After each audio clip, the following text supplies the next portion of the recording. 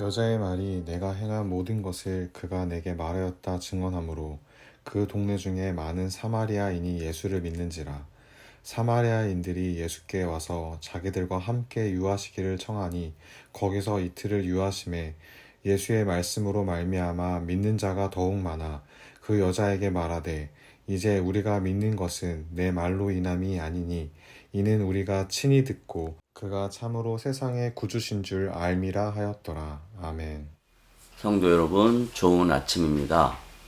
오늘 우리 각자에게 주어진 삶의 기회를 선용하여 하나님께 영광 돌려드리는 복된 지체들이 되시기를 주님의 이름으로 부탁드립니다.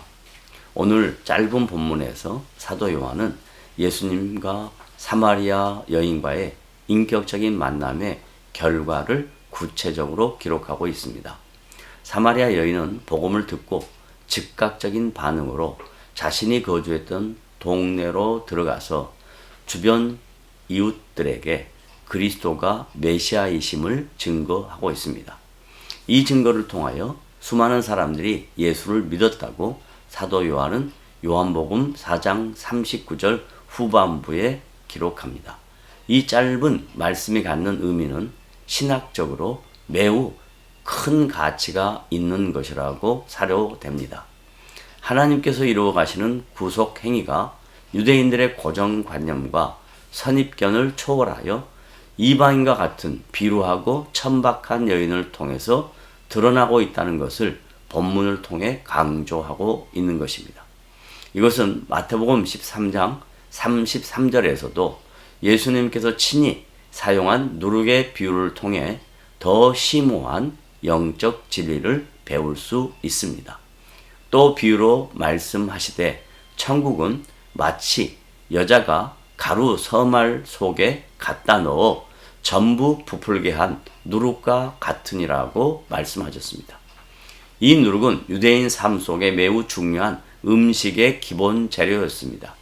그 시대 누룩은 빵의 부스러기들을 햇볕에 잘 말려 갈아서 며칠간 두었다가 다시 빵을 만들 때 그것을 발효용으로 사용했던 것입니다. 이렇게 큰 효과를 볼 수 없는 것처럼 이해되는 누룩을 서말이나 밀가루에 넣었다는 것은 정상적인 사람이라면 도저히 이해가 되지 않거나 상식적으로 용납되지 아니하는 내용입니다. 하지만 하나님의 나라의 성격과 하나님의 일하심은 일반적인 사람의 이성과 상식으로는 도저히 이해할 수 없거나 납득되지 않는 내용이라는 것을 강조하는 것입니다. 이것이 구원을 이루어 가시는 하나님만의 독특하신 일하심의 방법인 것입니다. 어찌 이 비천한 사마리아 여인의 복음 증거로 하나님의 나라가 이처럼 풍성하게 열매를 맺을 수 있다는 것을 누가 감히 생각할 수 있었던 내용이겠습니까? 이 사마리아 여인의 순수한 복음 증거가 수많은 사마리아 사람들을 예수 그리스도께로 인도하게 되었고 주님을 믿는 수많은 하나님의 백성들이 생겼던 것입니다.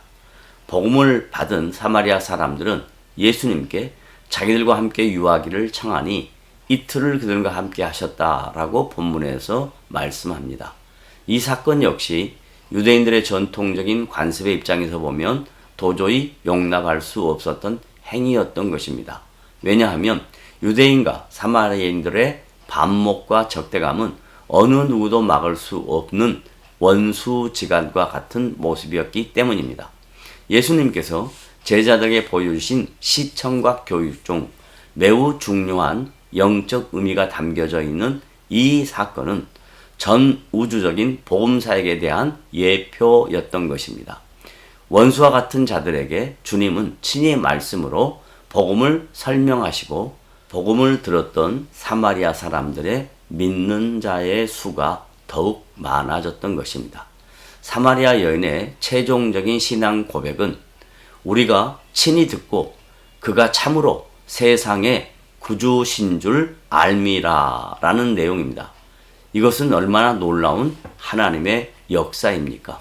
성도 여러분, 지금도 이 하나님의 놀라운 역사가 우리가 상식적으로나 이성적으로 이해되지도 않고 용납할 수도 없는 상황 속에서 하나님의 구원 역사는 진행되고 있습니다. 이 하나님의 구원 역사가 땅끝까지 이루어지는 그날 주님이 다시 오신다고 약속하셨으니 이 약속을 친히 이루시는 하나님의 일하심 앞에 경외감을 갖고 하나님께 영광 돌리며 사는 복된 지체들이 되시기를 주님의 이름으로 부탁을 드립니다.